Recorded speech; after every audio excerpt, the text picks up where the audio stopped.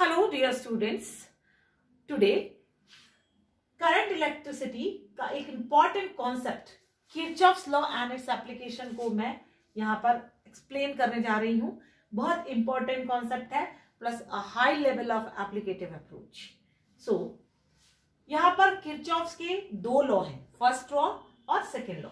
जब हम first law पर आते हैं तो उसका दूसरा नाम दिया हुआ है जंक्शन रूल, और जब हम सेकेंड लॉ पर आते हैं तो उसका दूसरा नाम दिया है लूप रूल।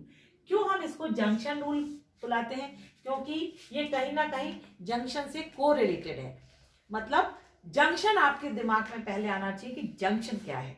आपने कई बार सुना होगा कि गुना जंक्शन, भोपाल जंक्शन। तो हम रेलवे स्टेशन को जंक्शन क्यों कहते हैं? रेलवे स्टेशन को जंक्शन का बोलना, इसका मतलब ये सीधी बात है कि एक ऐसा पॉइंट जहां पर कोई ना कोई बॉडी एंटर कर रही है, एट द सेम टाइम वो बॉडी लीव भी कर रही है, तो वो जंक्शन हो जाता है। That train is not remaining stationary there, it comes to this platform and it leaves the platform. इसी तरह से अगर हम करंट को रिवील करें तो करंट का भी क्या होना चाहिए कि वो एक सर्किट से आए तो दूसरी सर्किट से उतनी ही अमाउंट में वापस चला जाए। Then only we can call it as a junction. तो जंक्शन अगर हम लेके आ रहे हैं तो जंक्शन पर करंट जितना एंटर करेगा उतना ही करंट लीव करेगा। ये कॉन्सेप्ट हमारे दिमाग में बहुत अच्छे से समझ में आना चाहिए। अगर जितना करंट एंटर कर रहा उतना ही करंट दूसरी तरफ से लीव कर रहा है, दैट मीन्स कहीं ना कहीं यह चार्जेस कंजर्व हो रहे हैं। जितने चार्ज यहाँ पर पहुंचे हैं उतने चार्ज को वापस बाहर जाना है, क्योंकि current rate of flow of charges होता है। अब करंट अगर यहाँ चार्जेस अगर रुक नहीं रहे, दैट मीन्स ना यहाँ तो कोई चार्ज प्रोड्यूस हो रहा है ना यहाँ कोई चार्ज डिस्ट्रॉय हो रहा है। इसीलिए जंक्शन को हम बोलते हैं there is no source and no sink at junction, क्योंकि ना वो चार्ज ले रहा है और ना वो चार्ज प्रोड्यूस कर रहा है। बहुत इंपॉर्टेंट पार्ट है जंक्शन रूल का। और हम आगे चलेंगे तो अब ये आ रहा है लूप रूल। और जब हम लूप रूल पे पहुंच रहे हैं तो आपको ये मालूम होना चाहिए, लूप मतलब एक क्लोज्ड कंटिन्यूअस पाथ जिसमें करंट फ्लो हो रहा है। और अगर हमको क्लोज्ड कंटिन्यूअस पाथ ऐसा चाहिए जिसमें करंट फ्लो हो रहा है तो ऑब्वियसली एक हमारा एनर्जी रिसोर्स होता है जो हमें करंट सप्लाई कर रहा है, और दूसरा एक वहां पर डिवाइस होना चाहिए जो उस इलेक्ट्रिकल एनर्जी को कंज्यूम करे। फाइनली हमने एक सेल लगाया है जिसके पास ईएमएफ है, और वो ईएमएफ रेसिस्टेंस ने कंजम्पशन के रूप में लिया है, तो रेसिस्टेंस पर उस ईएमएफ का हमको पोटेंशियल डिफरेंस मिल रहा है। लेकिन लूप रूल के हिसाब से the summation of total potential in a loop should be zero. और जब हम पोटेंशियल की बात करते हैं तो पोटेंशियल मतलब वर्क डन, और वर्क डन की बात करते हैं तो एनर्जी। इसका मतलब इस लूप में ना तो एनर्जी प्रोड्यूस हो रही है ना एनर्जी डिस्ट्रैक्ट हो रही है। जितनी एनर्जी है वो ही रीट्रांसफॉर्म हो रही है। इसीलिए जो लूप रूल के बाद के विषय में हम जानकारी लेते हैं तो it is based on conservation of energy. ये रीजन और असर्शंस के जो क्वेश्चन आपके सैंपल पेपर में आपने देखे होंगे, जो अब आपके नए पैटर्न के हिसाब से सीबीएसई में डाले जाएंगे, उसके लिए ये छोटी छोटी चीजें आपको बहुत ध्यान रखना है कि किरचॉफ्स का जो लूप रूल है कंजर्वेशन ऑफ एनर्जी पे डिपेंड कर रहा है, किरचॉफ्स का जो जंक्शन रूल है कंजर्वेशन ऑफ चार्जेस पे डिपेंड कर रहा है। एनी हाउ, अगर आप इसी लूप को लें तो इसमें हमारे पास एक इलेक्ट्रिक फील्ड ईएमएफ है क्लॉकवाइज फ्लो के लिए, एंटी क्लॉकवाइज फ्लो है, और इसमें दूसरा है पोटेंशियल डिफरेंस IR। इन दोनों का सम हमेशा जीरो होगा। ये अगर कहीं जस्टिफाइड हो जाता है तो दैट मीन्स हमारा लूप रूल 100% सेटिस्फाइड है और उस पर्टिकुलर सर्किट के लिए वैलिड है। तो ये थे आपके दो लॉ। कौन से दो लॉ थे? वो एक था जंक्शन रूल, एक था लूप रूल। और ये बेसिक कॉन्सेप्ट हमने काय के लिए पढ़ा है? किरचॉफ्स के लॉ के लिए। नाउ अब हम अगर आगे जाएं तो हमारे पास एक और कॉन्सेप्ट जो आगे चल रहा है, और वो एक आपके प्रैक्टिकल का बहुत इंपॉर्टेंट हिस्सा भी है, and that is our Wheatstone bridge formula. Wheatstone bridge formula. और ये व्हीटस्टोन ब्रिज फॉर्मूला अगर हमको स्टडी करना है तो उसके लिए हमको किरचॉफ्स लॉ अप्लाई करना पड़ेंगे। अब आप देखिए व्हीटस्टोन ब्रिज एक्चुअली होता क्या है। व्हीटस्टोन ब्रिज एक्चुअली होता क्या है, ये एक ब्रिज है और जिसके पास 4 रेसिस्टेंस आर्म्स हैं। और कैसे वो ब्रिज बैलेंसिंग कंडीशन में आता है और कब वो ब्रिज अनबैलेंसिंग कंडीशन में अप्लाई होने के बाद किरचॉफ्स लॉ को फॉलो करता है, वो मैं आपको डिराइव करके भी बताऊंगी और उसकी एप्लीकेशन भी बताऊंगी। तो अब व्हीटस्टोन ब्रिज एक्चुअली ये 4 आर्म्स का हमारे पास एक पार्ट है। ये इसका रे डायग्राम है। ये इसमें हमारे पास 4 रेसिस्टेंसेस लगे हैं, P, Q और ये X और ये हमारे पास R आ गया। ये हमारे पास 4 आर्म्स हैं और इसका जो पोटेंशियल B पॉइंट है और इसका जो D पॉइंट है वहां पर हमने एक ब्रिज कनेक्ट किया हुआ है और इसमें हम एक गैल्वेनोमीटर लगा देते हैं जिसका रेजिस्टेंस G है। Okay, now finally we have to supply the battery voltage and for that we are going to connect one battery with one key and it should form a closed continuous path.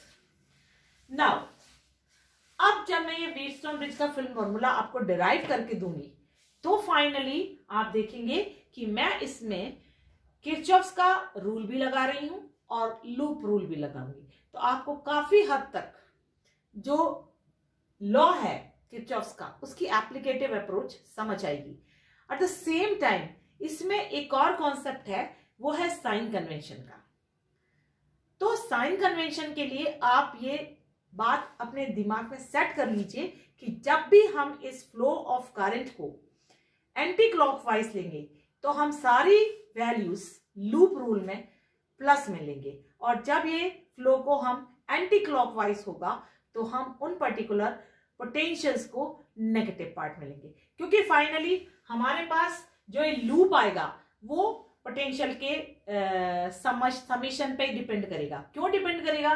क्योंकि हमारे पास आई हम दे रहे हैं और resistance वहां है, potential difference हमको मिलेगा और एक पर्टिकुलर लूप का जो पोटेंशियल डिफरेंस है वो एज पर लूप रूल 0 होता है। उसी चीज को हम फॉलो करेंगे। कैसे करंट डिवाइड होगा पर्टिकुलर जंक्शन पे, उसके लिए हमें क्या पढ़ना है, उसके लिए हमें जंक्शन का रूल का ज्ञान होना चाहिए। तो इस तरीके से आप जब दोनों लॉ को एक साथ अप्लाई करेंगे तब जाके हमको कहीं इस पर्टिकुलर व्हीटस्टोन ब्रिज का फॉर्मूला मिलेगा। तो एनी हाउ आप देखिए, मैंने यहां से ये हमने एक सेल ई लिया था और इसमें मैंने यहां पर अप्लाई किया है आई करंट। अब ये जो आई करंट है इस पर्टिकुलर जंक्शन पर पहुंचा है ए पर। जब ये करंट ए जंक्शन पर पहुंचा तो फाइनली अब यहां पर हमारे पास 2 ब्रांच हो गई और आपको मालूम है और ये दोनों ब्रांच पैरेलल चल रही हैं। और अगर ब्रांच पैरेलल चल रही हैं तो ये जो करंट है वो 2 पार्ट में डिवाइड होगा, क्योंकि अब चार्ज को मूव करने के लिए 2 रास्ते मिल रहे हैं। तो जहां पर रेजिस्टेंस कम होगा वहां पर से ज्यादा चार्ज निकल जाएगा, जहां से रेजिस्टेंस कम होगा वहां से कम चार्ज निकल जाएगा। लेकिन एनी हाउ हमको यहाँ पर 2 पार्ट में डिवाइड करना है। सपोज हमने ए बी में I1 करंट दिया था तो ए बी में I माइनस I1 करंट पहुंचेगा। आगे बढ़े, हम अगले जंक्शन पे पहुंचे। 2 या 3 टर्मिनल अगर एक साथ जुड़े हैं और वहां पर करंट डिवाइड हो सकता है, then it is called a junction. ये आपको बहुत अच्छे से समझना है जंक्शन होता क्या है। हम फिर वापस बी पॉइंट पर पहुंचे और यहां पर हमारे पास I1 करंट जो था वो फ्लो होके पहुंचा है, लेकिन यहां पर जंक्शन में हमने यहां फिर इसको तोड़ा IG।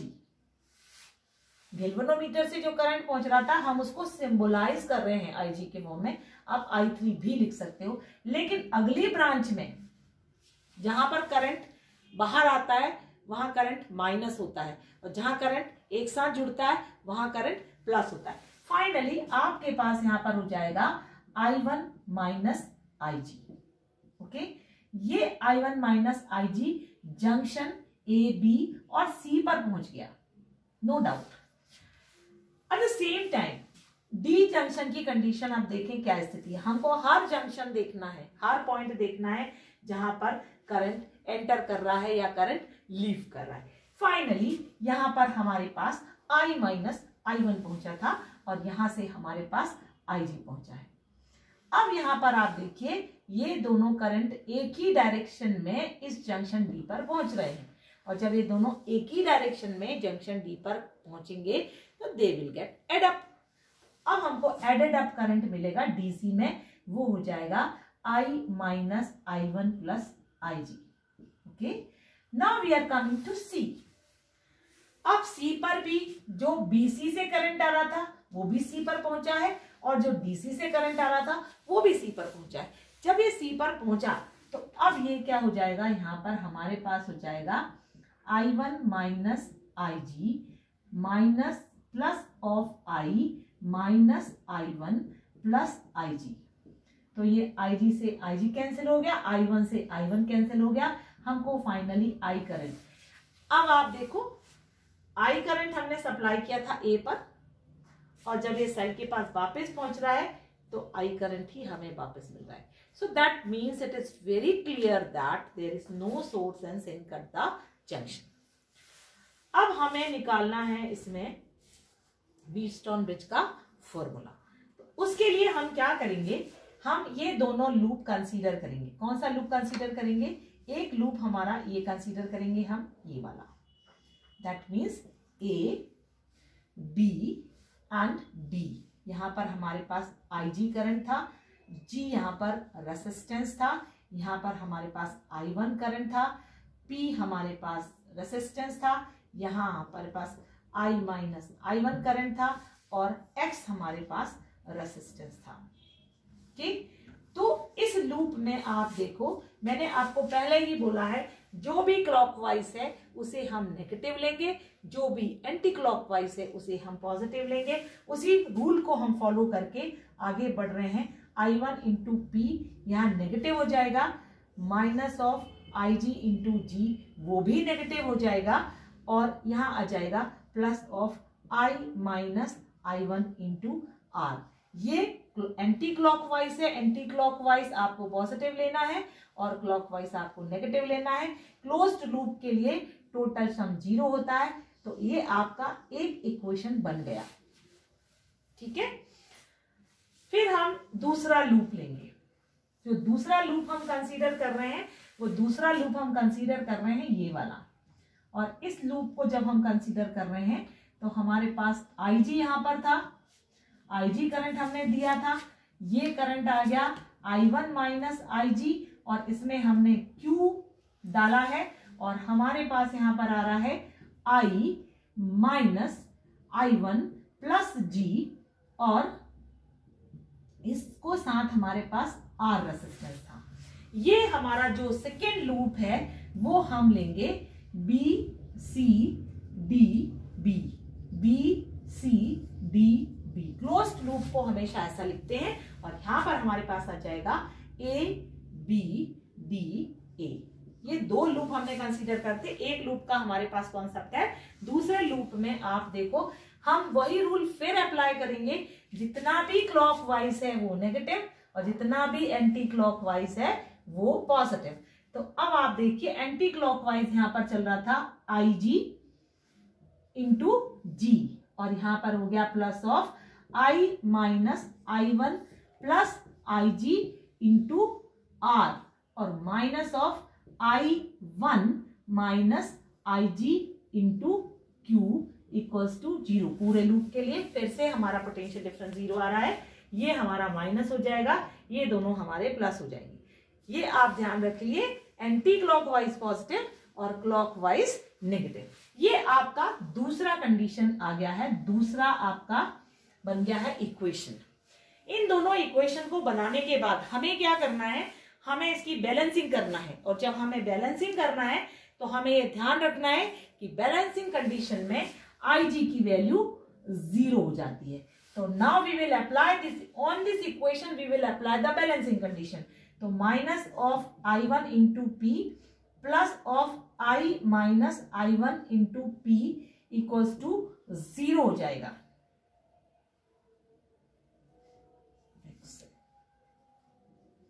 ओके, ये आपका 0 हो जाएगा।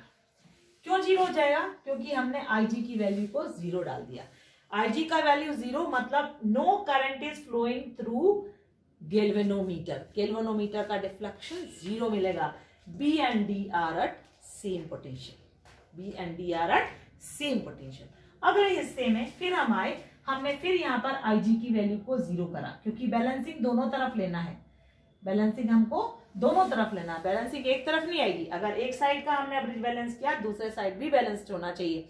जब दूसरा इक्वेशन में बैलेंस्ड डालेंगे तब भी हम IG 0 करेंगे। IG 0 करने का मतलब है no current is flowing through G। Galvanometer में कोई करंट नहीं है, गैल्वेनोमीटर हमारा 0 डिफ्लेक्शन दे रहा है। और उस कंडीशन के लिए आपको ये ध्यान रखना है कि जो हम करंट फ्लो कर रहे हैं, जब IG में कोई करंट नहीं फ्लो कर रहा, that means V and D are at common potential, same potential पर है। हमारे पास क्या बच रहा है? यहाँ पर बच रहा है I minus I1 into R minus of I1 into Q equals to 0। सब जगह जहां पर भी IG था उसको हमने 0 डाला है। फाइनली ये पार्ट आया, हम इसको लिख सकते हैं minus of I1 into P equals to I minus I1 into X. ये भी विथ नेगेटिव साइन आया। दूसरी तरफ हमारे पास था I minus I1 into R equals to I1 into Q. इसको सॉल्व करने के बाद हमें ये पार्ट मिलेगा, और जब मिलेगा और हम इन दोनों इक्वेशंस को डिवाइड कर देंगे। किस किस को हम डिवाइड कर रहे हैं वो आप देखिए। हम यहाँ डिवाइड कर रहे हैं I1P equals to I minus I1 into X, और यहाँ पर हम डिवाइड कर रहे हैं I1Q equals to I minus I1 into R. जब हम इन दोनों इक्वेशन को डिवाइड करेंगे तो हमारे पास बच रहा है P upon Q equals to X upon R. और ये जो फॉर्मूला आया है under the condition of balanced condition, under the bridge balanced condition, जो हमको ये फॉर्मूला मिला है P upon Q equals to X upon are, ये जो फॉर्मूला है वो व्हीटस्टोन ब्रिज का फॉर्मूला है। और ये व्हीटस्टोन ब्रिज का फॉर्मूला हमने निकाला है कैसे? हमने व्हीटस्टोन ब्रिज का फॉर्मूला फाइनली निकाला है किरचॉफ्स के लॉ से। कुछ नहीं किया मैंने, आपको बहुत सिंपल सी चीज है। ये वाला लूप मैंने लिया था, इस लूप के लिए मैंने एक इक्वेशन बनाया था, इस लूप के लिए मैंने एक इक्वेशन बनाया था, और उसके बाद मैंने ब्रिज को बैलेंस्ड किया। ब्रिज को जब बैलेंस किया तो इन दोनों इक्वेशन में IG की वैल्यू को मैंने 0 डाला, और फाइनली मेरे पास दो इक्वेशन बन गए I1P plus I minus I1 into x, I1Q equals to I minus I1 into r. इन दोनों इक्वेशंस को जब मैंने डिवाइड किया तो P upon Q equals to X upon r, मतलब P upon Q equals to X upon are. ये हमारा व्हीटस्टोन ब्रिज का फॉर्मूला है, जो आपको बहुत अच्छे से मालूम होना चाहिए, क्योंकि इसकी बहुत ज्यादा एप्लीकेटिव अप्रोच है। इन केस आपको अगर इसकी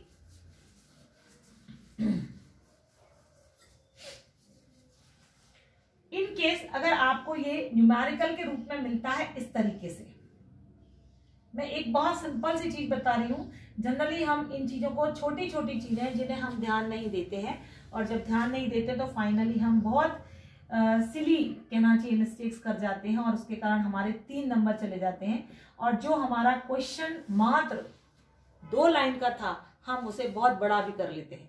तो थोड़ा सा हमें ध्यान देने की जरूरत है। आपको जैसे ये क्वेश्चन न्यूमेरिकल मिलता है, और यहाँ पर आपके पास है 25, और यहाँ पर आपके पास है 125, और यहाँ पर आपके पास है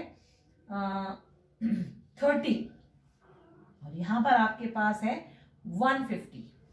ये हमारे पास रेसिस्टेंसेस गिवन थे, और हमारे पास यहाँ पर 5 वोल्ट की बैटरी लगी है, और हमारे को अब इस का नेट इफेक्टिव रेसिस्टेंस निकालना है, नेट इफेक्टिव रेसिस्टेंस निकालना है, और ईच ब्रांच में हमें करंट निकालना है।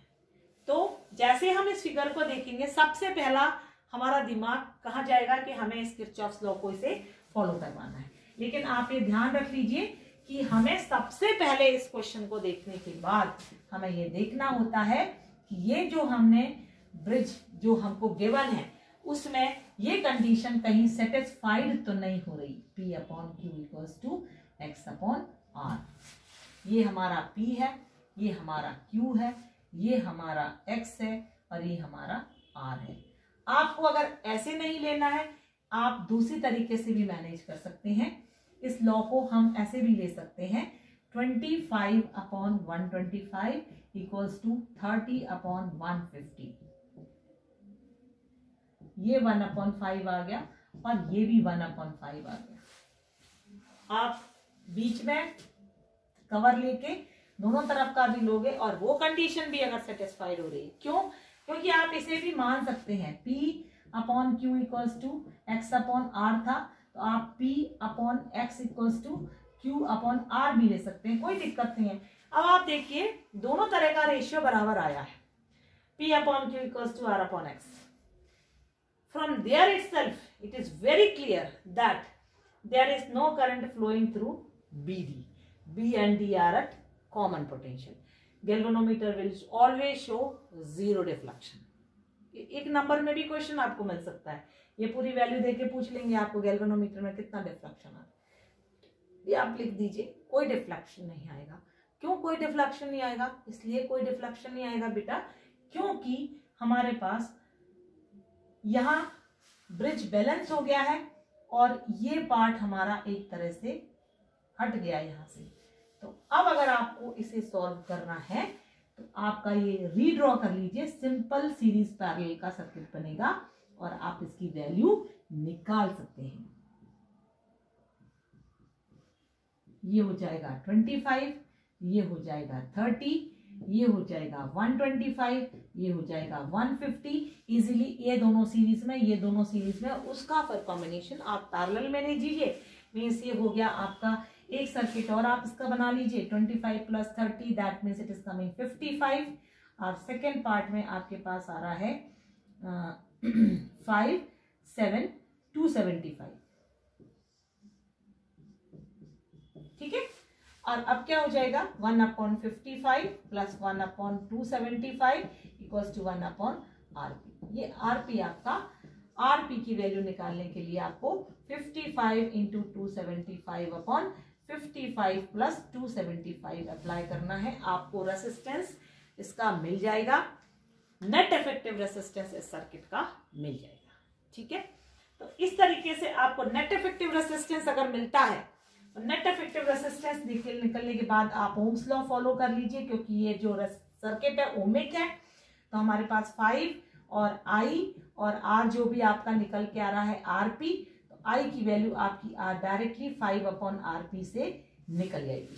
तो इस तरीके से वैसे हमारे जो CBSE का इस बार का जो करिकुलम है उसमें करंट इलेक्ट्रिसिटी के 2 पार्ट उन्होंने डिलीट किए हैं।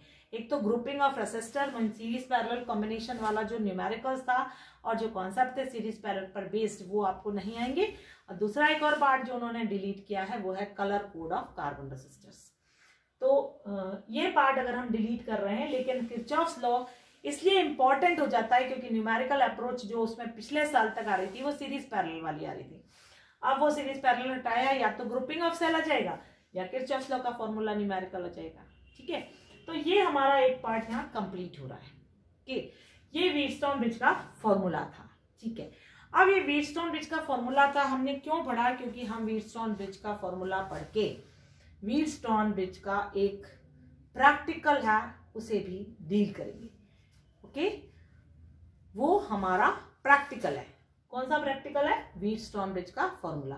व्हीटस्टोन ब्रिज का प्रैक्टिकल कौन सा है वो मैं आपको बता देती हूँ, क्योंकि देखिए थोड़ा सा हमारे पास क्या है ना कि हम डायरेक्टली लैब तक तो नहीं जा सकते, बट मैं आपको इतना इजी अप्रोच बता दूंगी कि आप इसको समझकर भी प्रैक्टिकल अप्रोच को डील कर सकते हैं। बाकी जो ये प्रैक्टिकल अप्रोच है वो आपको इसलिए भी पढ़ना है क्योंकि इसका डायरेक्ट क्वेश्चन आपके थ्योरी पेपर में भी आता है। अब इसे मैं आपके नेक्स्ट वीडियो में अपलोड करूंगी। यहाँ तक मुझे जहां तक समझ में आ रहा है ये पार्ट आपको बहुत क्लियरली समझ में आया होगा। थैंक यू बेटा, गॉड ब्लेस यू।